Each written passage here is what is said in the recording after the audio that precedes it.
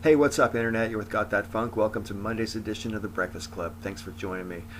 I wanted to talk originally for this video about the do's and don'ts when it comes to attending protest demonstrations or, shows of solidarity for particular causes. Because I've got a lot to say about that subject, and it is sort of relevant to what's been going on over the weekend. However, considering what's been going on over the weekend, starting with Trump's inauguration and onwards, it's too much of that to talk about to really get into the ins and outs of protesting, and I think I'm going to leave my protesting video for the Resistance channel instead of this one. So anyway, obviously on Friday, Donald Trump was sworn in as president, and his speech, I don't think anybody could accuse Donald Trump of being eloquent, and that's not his fault necessarily. That's very rare that we have presidents as eloquent as Barack Obama. But nevertheless, it's not just that he's not eloquent. The content of his speech is his repeatedly invocating the name of God. We'll be protected by God. Really? We'll be protected by God? What's God going to do? Seriously, what's God going to do? God's going to go, oh, America, Donald Trump's president now, so I love you. Really?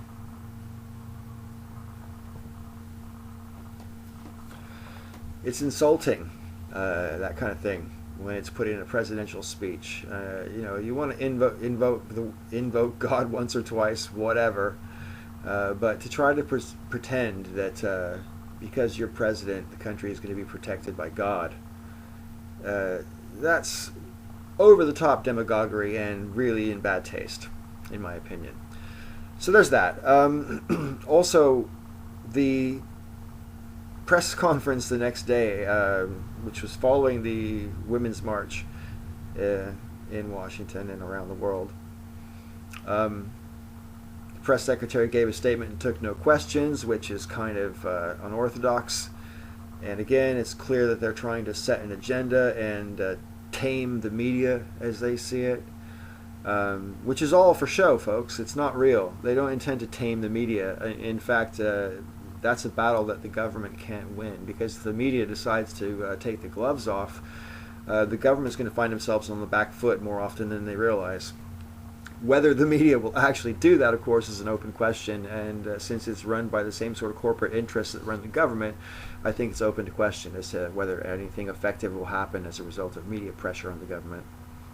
But, like I said, I don't think it's a fight that they should be picking. I think it's interesting, though. I think they're exploiting the public perception that the media is basically failing us at the moment, and they're trying to basically discredit the media completely so that they can actually set the narrative. I think that's what's going on, and it's really disturbing. The press secretary mentioned that the inaugural crowd was the largest inauguration audience in history, both people present and around the world watching.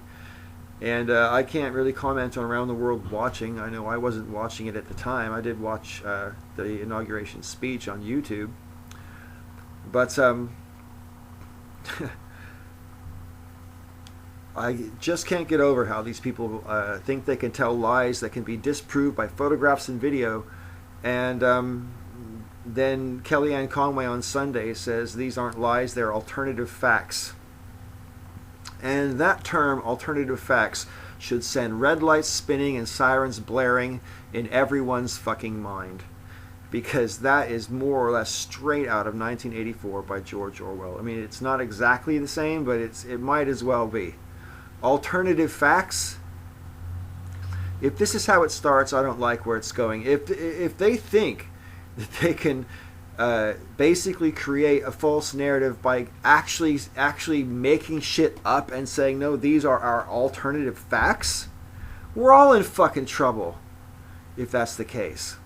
So, the weekend has been really disappointing and illuminating at the same time. The most illuminating part, of course, was, by any stretch of the imagination, regardless of how the the claims of Donald Trump that there was 1.5 million people at his inauguration. However many people there were at the inauguration, there were more people there the following day at the Women's March. That's clearly evident from virtually all the photographic evidence. It's really beyond dispute. As far as the inauguration photos, when people compare the inauguration photos of Barack Obama to that of Donald Trump, actually I don't personally think that's a fair comparison. Barack Obama was the first minority to be elected president of the United States. It was a historic event and therefore is definitely going to draw bigger crowds regardless of the personalities of the people involved. And I think it would have been a more instructive comparison to look at George Bush's 2001 inauguration and compare that to Donald Trump's, because A, they're both Republicans who were elected despite losing the popular vote. So I think that would have been a more fair comparison. That's not to elevate Barack Obama necessarily, but like I say, the first African American president is just going to have a bigger crowd than anybody. He also got more votes for president than anybody else in history in 2008. So it makes more sense that more people would be there. And the fact that Donald Trump wants to somehow say that his was bigger is hilarious for all the Freudian reasons in the world. And also just like, motherfucker, there are photographs. You just can't make this shit up and expect people to believe it. It's shocking to me that they actually think that they can literally lie to your face when you can show them the pictures and they're like, no, that's not real. That's fake news. These are alternative facts. Look, here's our photograph. See? We see these people? See? Well, yeah, I see the people. And Donald Trump says there's 1 million to 1.5 million people. How the fuck would Donald Trump know what 1.5 million people looks like? It's not exactly commonplace for crowds that big to gather anywhere on Earth. And therefore, it's difficult for someone to go, oh yeah, 1 million people. So yeah, I really think that the controversy about whether or not Trump's inauguration was a bigger crowd than Obama's is a completely moot point, but it is quite instructive as far as how Trump seems to think that he can manipulate the narrative and browbeat the media into submission.